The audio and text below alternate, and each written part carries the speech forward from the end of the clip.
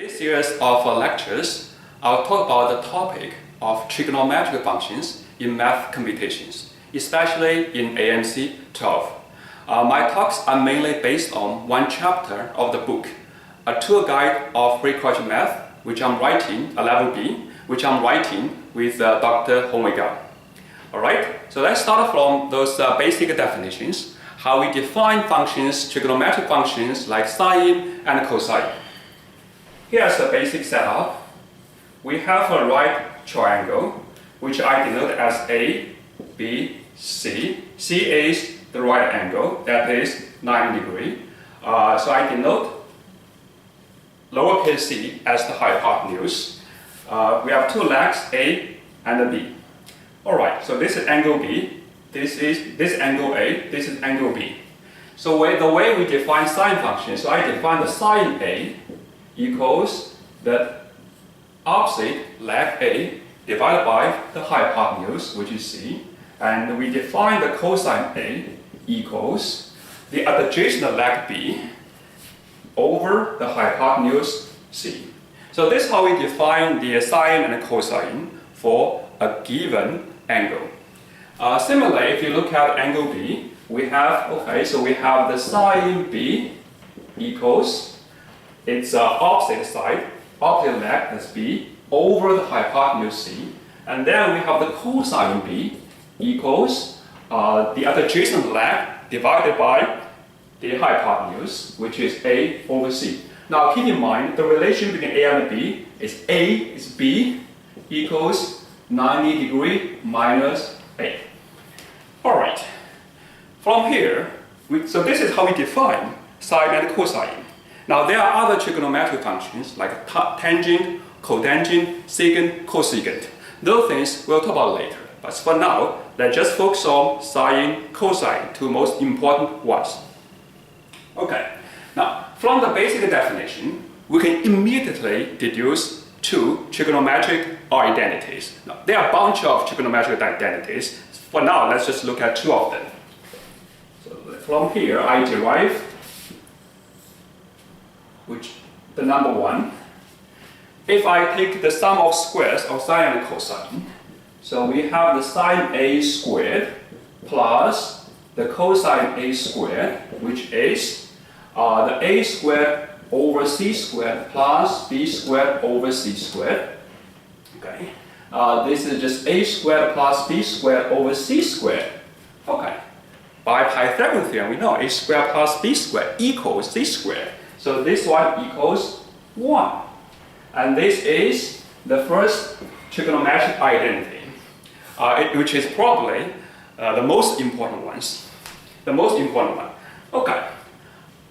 So another way, which means this one essentially gives the equivalent way to state the Pythagorean theorem. So sine A squared plus cosine A squared equals 1. Okay. Number two, if you look at the relation between sine A, sine B, cosine A, cosine B, so here A and B, they add together is 90 degrees. We quickly identify sine A equals cosine B, and also cosine A equals sine B. Alright? This just tells us, by definition, sine A equals cosine 90 degree minus A, right? B is just 90 degree minus A. And similarly, we have the cosine A equals sine 90 degree minus A. Alright, so these are two trigonometric identities that follow immediately from the definition. Some of you might be wondering, does the definition of sine or cosine depend on how you choose the right triangle? Because the way we define it is that we first draw a right triangle with angle A.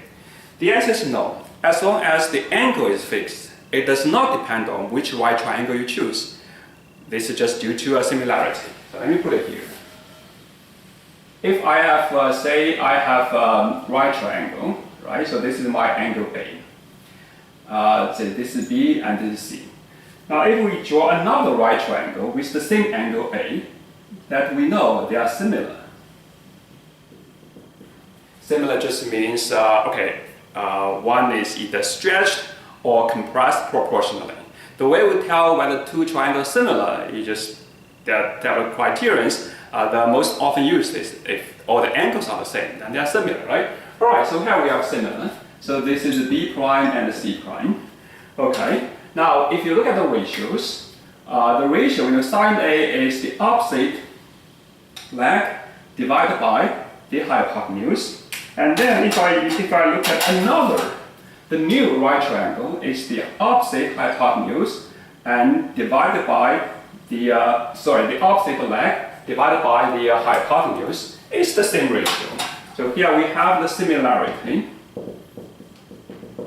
implies same ratios, which is the same for cosine, right? If you do cosine, you will say, okay, I have the adjacent leg divided by the hypotenuse, and then I have this adjacent leg divided by hypotenuse. They are all the same due to similarity. So the same ratios imply same values of sine and cosine. So the conclusion is the definition, as long as the angle is given, the definition does not depend on which right triangle we choose. Let me write down here. So I'm trying to stress this. Values of sine and cosine do not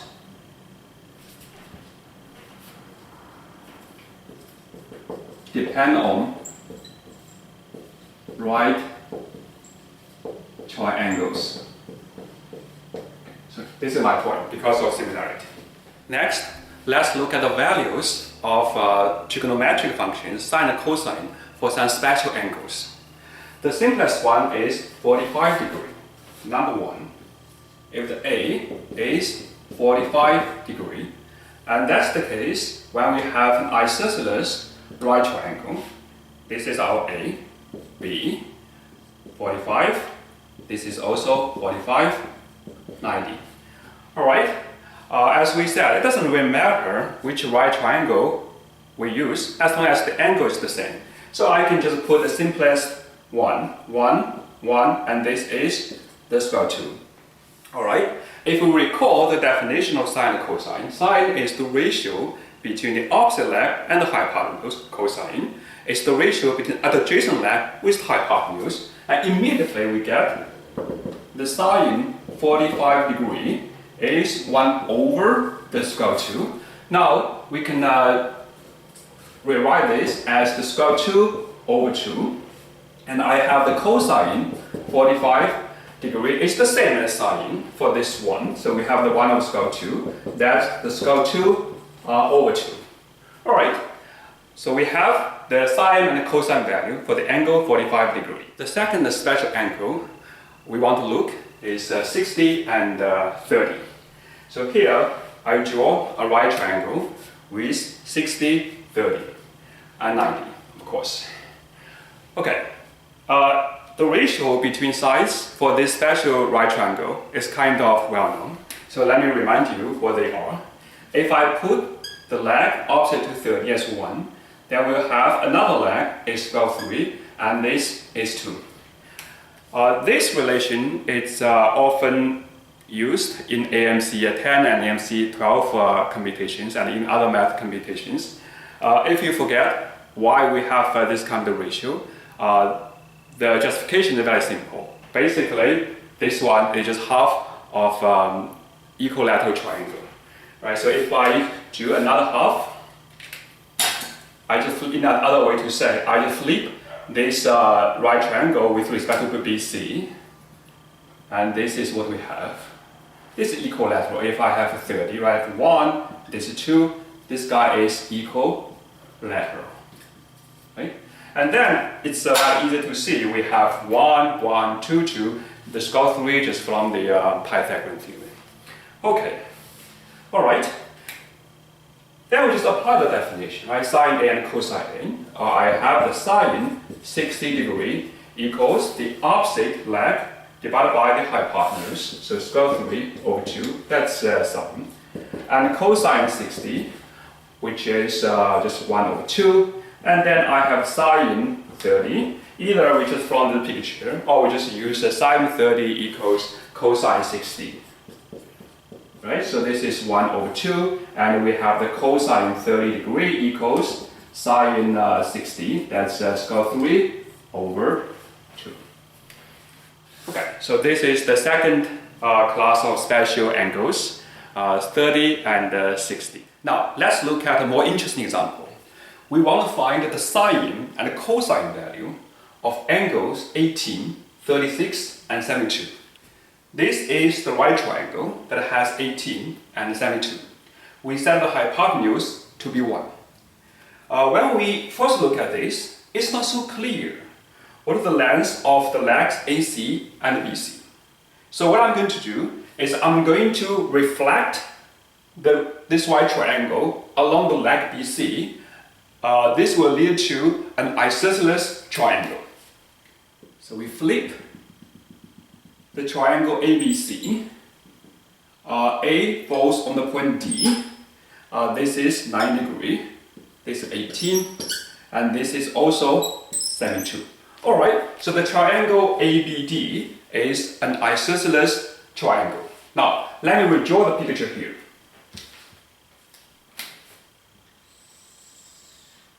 And make bigger. We have, here's A, and this is B, and here is D. We have the angles. This is 36, written 18, 18, and this is 72. Here is 72, is 1, 1, and let's put X as the base AD. Now, our goal is to figure out the value of X by setting up an equation. This is a very common approach when we try to solve geometric problems in AMC 10 or AMC 12 tests. Okay, the goal, set up equation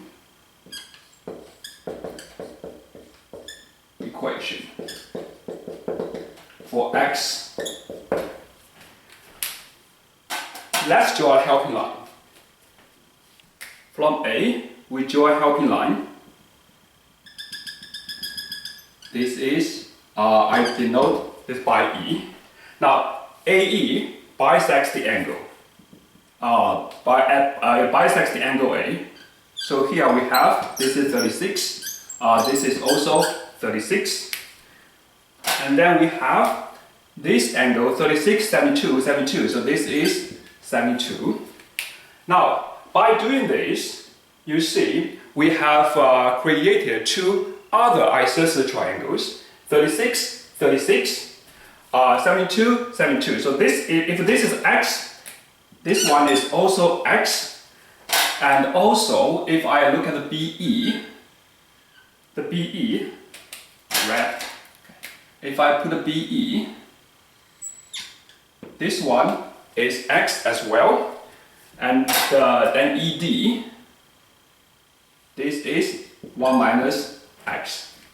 Alright, now the question is, based on the information here, how to find an equation that is satisfied by X?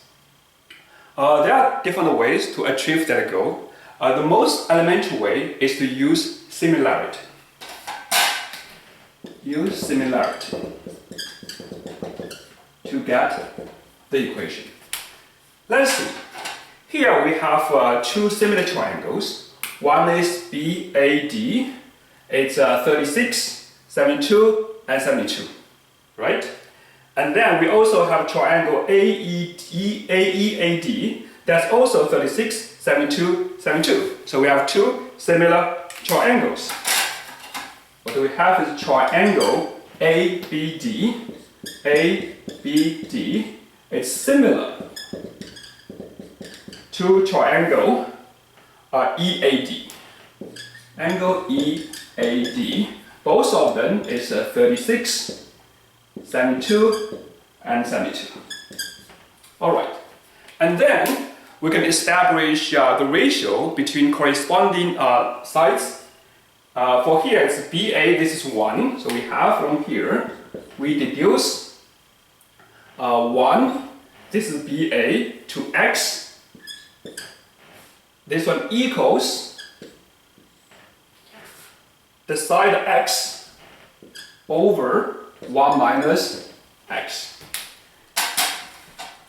The 1 and X, so 1 is from triangle ABD, the X is also from triangle ABD, and the denominator is from triangle EAD and to triangle EAD.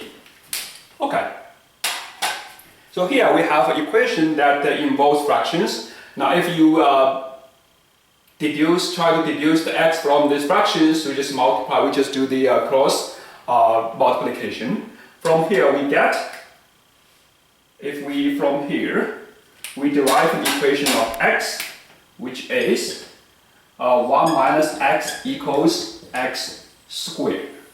So this is the equation satisfied by X. Now let me put the equation right here. So we have the equation, let me copy down. So it's 1 minus X equals X squared, or equivalent is X squared plus X minus 1 equals 0. Okay, this is the quadratic equation. We have the quadratic formula, right? We can write out the solutions right away. So I have X equals 1/2 minus plus the square root of 5, or X equals 1/2 minus 1 minus the square root of 5. Okay. So if we just try to solve the equation, of course it has two solutions. But if we go back to the geometric background, the X is the length of AD, so X has to be positive. Then we get this one is impossible. This guy is impossible because it's negative.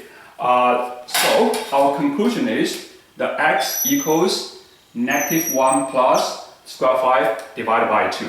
Now after we figure out the X, then we can easily figure out the sine and cosine of 36, 18 and 72. Let's go ahead to figure out the sine of 18, 36, 72 and also cosine values.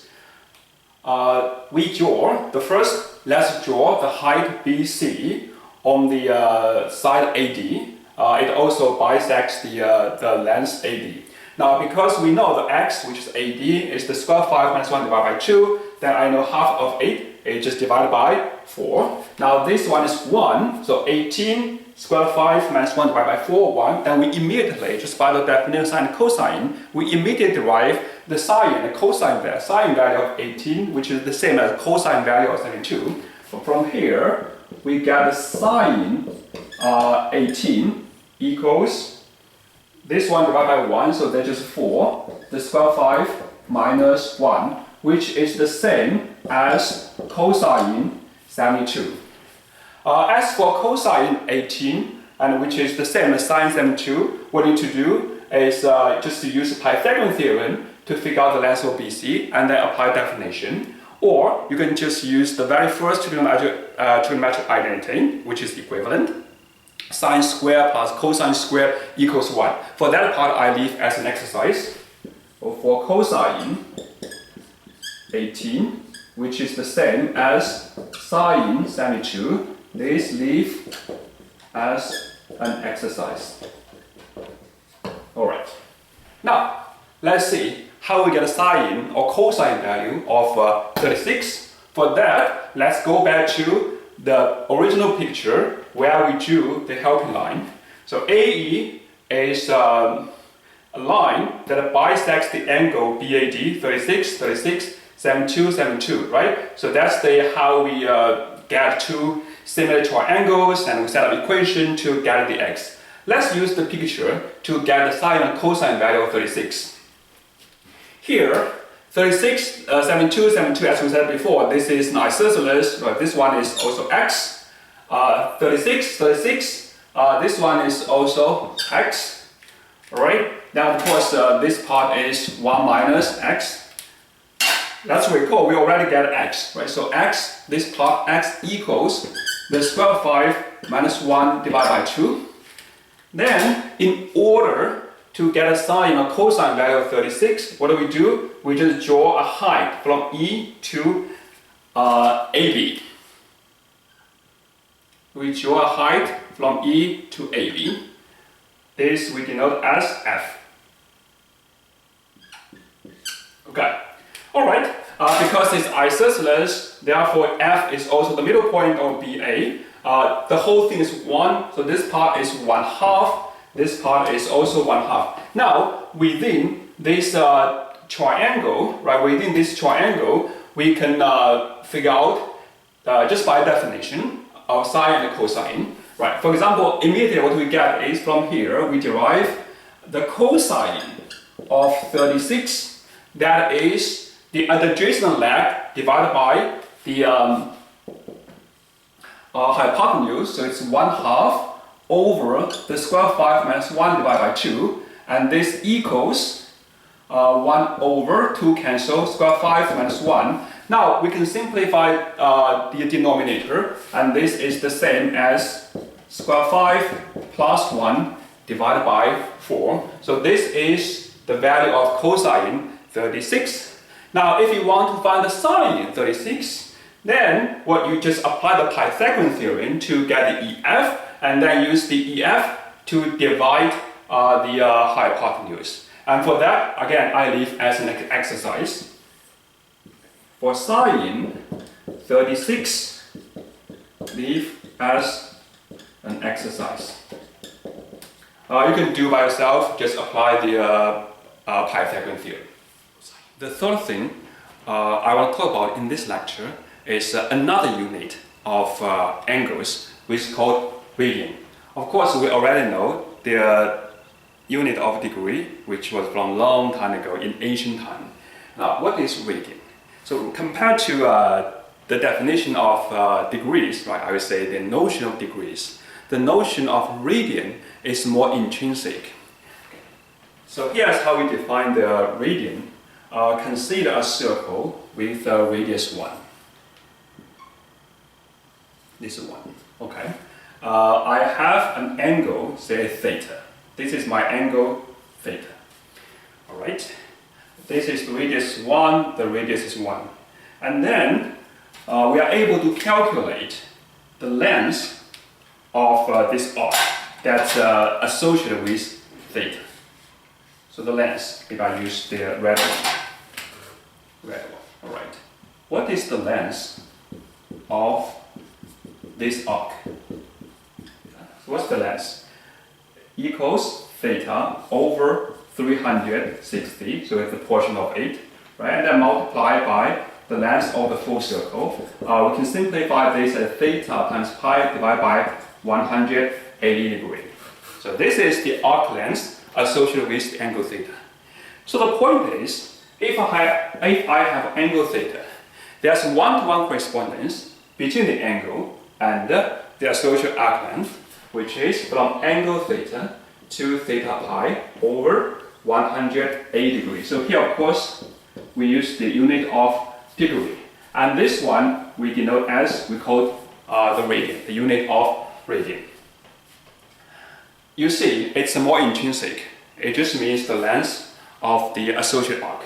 Now, by this definition, of course, we get 360. The full circle is associated, if you go to the radian 2 pi, right? And then if I have 180, if I use the radian, it's just the pi is the same as pi.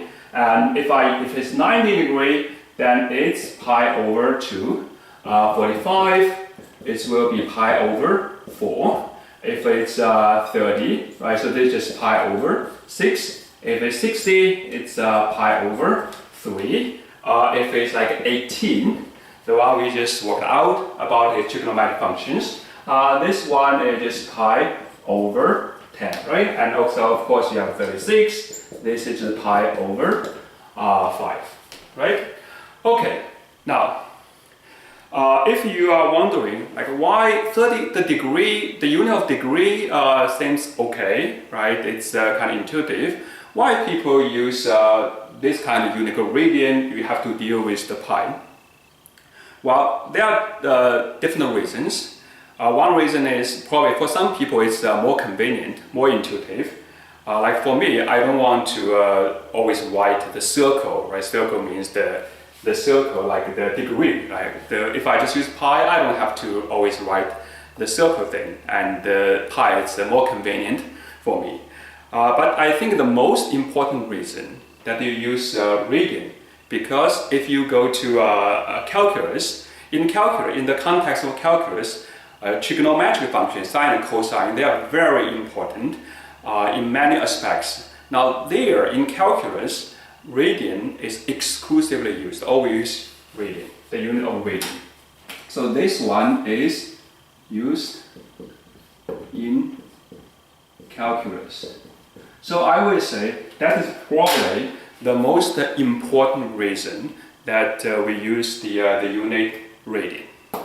Now we can use the unit of radian to rewrite some equalities we have derived so far. For example, for 45 degree, that is associated with pi over 4. Therefore, I can write sine pi over 4 equals the square root 2 over 2. Cosine pi over 4 is also square root over 2. So we use radian to express sine and cosine functions, right? And for 30 degree, which is sine pi over 6, that's 1 over 2. Or we can also do cosine. So cosine pi over 6, which is cosine 30 degree, is the same as sine 60 degree because add together 90. So this is the same as sine pi over 3 equals the square root 3 over 2. Okay, so as we mentioned here, there's equality between sine and cosine. Right? Sine A, angle A in degrees equals cosine 90 degree minus A.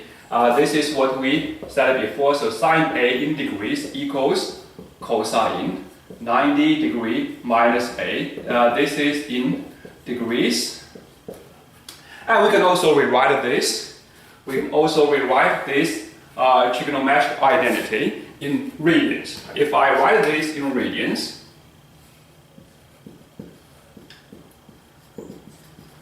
what I have is sine theta, so this is in radians, equals cosine pi over 2 minus theta. Alright. Okay, in next several lectures, I will mainly use the unit of radians. Of course, sometime I will switch back to degrees. If I use degree, I will clarify and use the circle. That means now I'm using the unit of degrees. All right.